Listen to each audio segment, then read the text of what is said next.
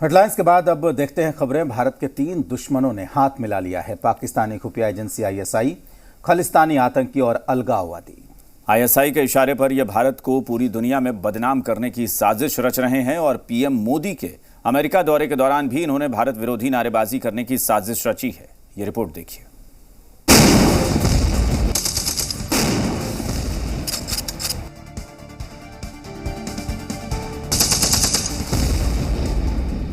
हिंदुस्तान को दहलाने के लिए भारत के 2 दुश्मन एक दूसरे से हाथ मिला चुके हैं। अमेरिकी थिंक टैंक की रिपोर्ट में बड़ा खुलासा हुआ है। भारत को दहलाने के लिए खालिस्तानी और कश्मीरी अलगाववादियों ने हाथ मिला लिया है और इसके पीछे आईएसआई का हाथ बताया जा रहा है।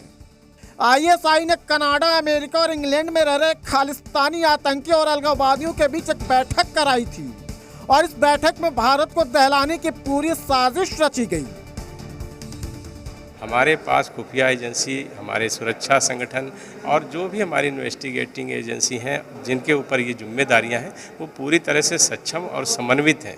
आप निश्चित रूप से ये मानिए, हमारे देश में किसी भी अस्थिरता और शांति को फैलाना कभी भी कामयाब नहीं होगा। ये देश पूरी तरह से सुरक्षित है और शांत है।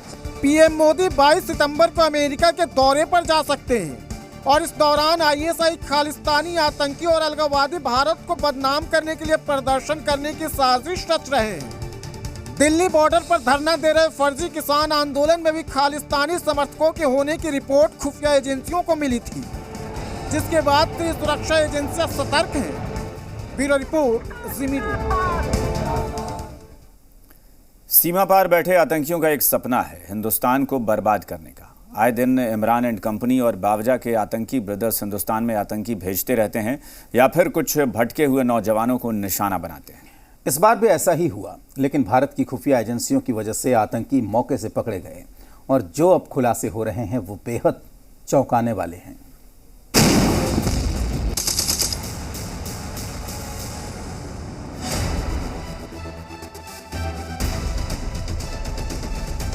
सुरक्षा बलों की गिरफ्त में आए संदिग्ध आतंकियों से रोजाना नए नए खुलासे हो रहे हैं।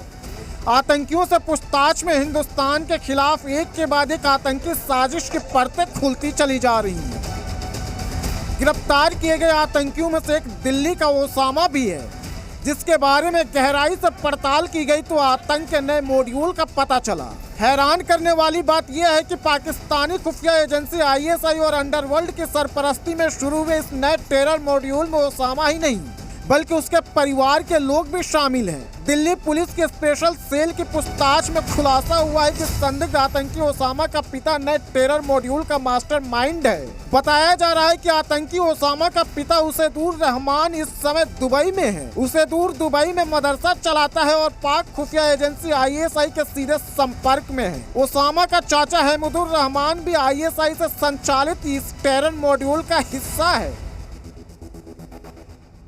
स्पेशल सेल और इंटेलिजेंस एजेंसियां वो गिरफ्तार किए गए 6 संदिग्ध आतंकियों से पूछताछ कर रही है और उन लोगों को आइडेंटिफाई कर रही है जो लगातार इनके टच में थे, क्योंकि इस पूरे मामले में लॉजिस्टिक सपोर्ट और जो एक्सप्लोसिव और बाकी पैसा जो है वो मुहैया कराने की जिम्मेदारी जो है डी कंपनी को दी गई थी।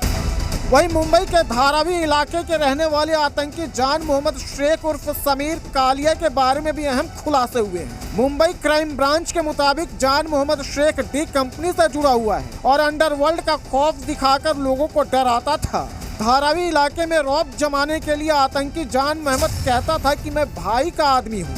सुरक्षा एजेंसियों के मुताबिक 1993 के सीरियल ब्लास्ट के पैटर्न पर ही इस बार भी धमाकों की साजिश रची गई थी। पिछली बार की तरह इस बार भी अंडरवर्ल्ड का सहारा लिया गया था और दाऊद के भाई अनिस को टेरर प्लान का कोऑर्डिनेटर की जिम्मेदारी दी गई थी। साथ ही पाकिस्तान में आतंकी ओसामा और जिशान को रेल की पटरियां उड़ाने की खास ट्रेनिंग दी गई थी।